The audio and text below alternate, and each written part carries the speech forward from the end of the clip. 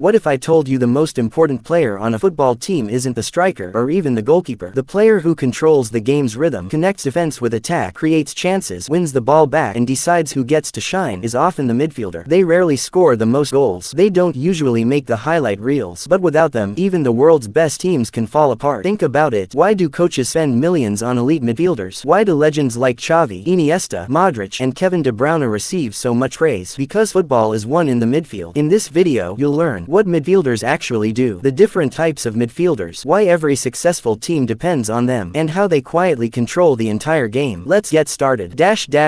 What is a midfielder? A midfielder is a player positioned between the defenders and the forwards. As the name suggests, they play in the middle of the field. But don't let the position fool you. A midfielder isn't just standing in the center. They're constantly moving. One moment they're helping the defenders stop an attack. The next moment they're creating a scoring chance for their striker. They're involved in almost every phase of the game. That's why many people call midfielders the engine of the team. The bridge between defense and attack. Imagine a football team is a bridge. On one side, you have the defense. On the other side, you have the attack. Who connects them? The midfield. If defenders win the ball, they usually pass it to a midfielder. The midfielder then decides what happens next. Should the team attack quickly? Should they keep possession? Should they switch play to the opposite side? Every decision starts from midfield. Without this connection, the team becomes disconnected. Defenders are isolated. Attackers receive fewer chances. The whole system breaks down. Controlling the tempo. One of the most important jobs of a midfielder is controlling the tempo. Tempo simply means the speed of the game. Sometimes a team wants to attack fast. Sometimes they want to slow the game down and keep possession. Midfielders make these decisions. They know when to speed things up. They know when to calm everything down. This is why experienced midfielders look so relaxed even under pressure. They're thinking several passes ahead. Winning possession. Many people think defending is only for defenders. That's not true. Midfielders are usually the first line of defense. When the team loses the ball, midfielders immediately press the opponent. They intercept passes. They make tackles. They block passing lanes. Their goal is simple: win the ball back as quickly as possible. If midfielders fail to defend, the defenders become overloaded. That's when dangerous attacks happen. Creating chances. Scoring goals begins long before the final shot. Most goals start with a midfielder. Creative midfielders look for spaces that others don't see. They deliver through balls. They switch play. They break defensive lines with accurate passes. Sometimes one perfect pass is worth more than 10 ordinary ones. This ability to create opportunities makes attacking midfielders incredibly valuable.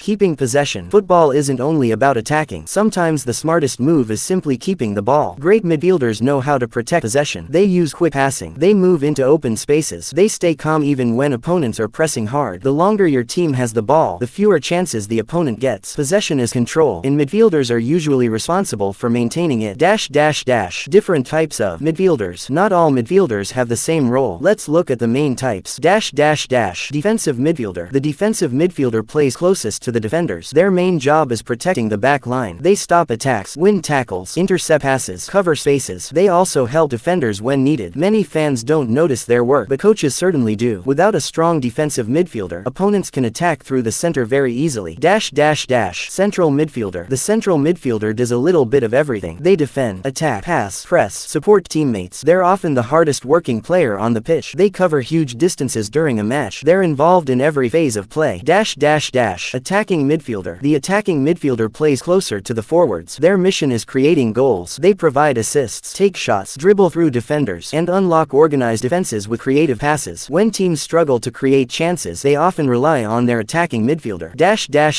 Box-to-box midfielder. This type of midfielder never stops running. They defend near their own penalty area, then sprint forward to support attacks, then quickly return to defend again. That's why they're called box-to-box midfielders. They cover almost every part of the pitch. Fitness and stamina are essential for this role. Why midfield battles decide matches. You've probably heard commentators say, the battle is being won in midfield. But what does that actually mean? If one team dominates possession, wins more tackles, completes more passes, and controls the center of the field, they usually control the match. That's why strong midfield performances often lead to victories. Even the best strikers can't score if they never receive the ball.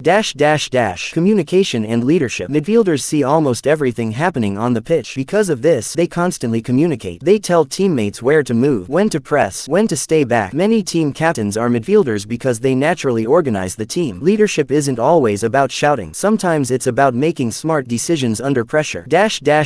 Modern football depends on midfielders. Today's football is faster than ever. Teams press aggressively. Passing is quicker. Players have less time on the ball. This makes intelligent midfielders midfielders even more important. Modern midfielders must be comfortable under pressure. They need excellent passing, strong positioning, quick decision-making, and endless energy. They are expected to attack and defend equally well.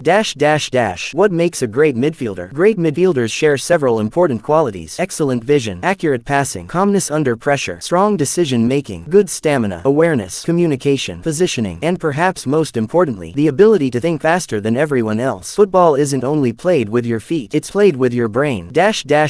Real match example. Imagine your team wins the ball near its own penalty area. The defender passes to the defensive midfielder. The midfielder quickly turns away from pressure. He finds the central midfielder. The central midfielder spots a gap. He plays a perfectly timed forward pass. The attacking midfielder receives it between the lines. He slips a through ball to the striker. Goal. Who made the final finish? The striker. But who made the entire attack possible? The midfield. That's why goals often begin in the middle of the pitch. Common mistakes beginners make. Many beginners only watch the ball. Instead, watch the midfielders. Notice how they move before receiving passes. Notice how they create space. Notice how they support teammates. You'll begin to understand football on a much deeper level. The best midfielders often influence the game without touching the ball very much. Their positioning alone changes everything. Conclusion. So, why do midfielders matter? Because they connect defense and attack. They control possession. They create chances, win the ball back, set the tempo, lead the team, and make everyone around them play better. Without quality midfielders, even the strongest attack struggles, and the best defense eventually collapses. Football isn't just about scoring goals, it's about controlling the game, and control begins in midfield. If you enjoyed this video and learned something new, don't forget to like the video and subscribe for more simple football explanations. Which midfielder is your favorite of all time? Let me know in the comments below. Thanks for watching, and I'll see you in the next video.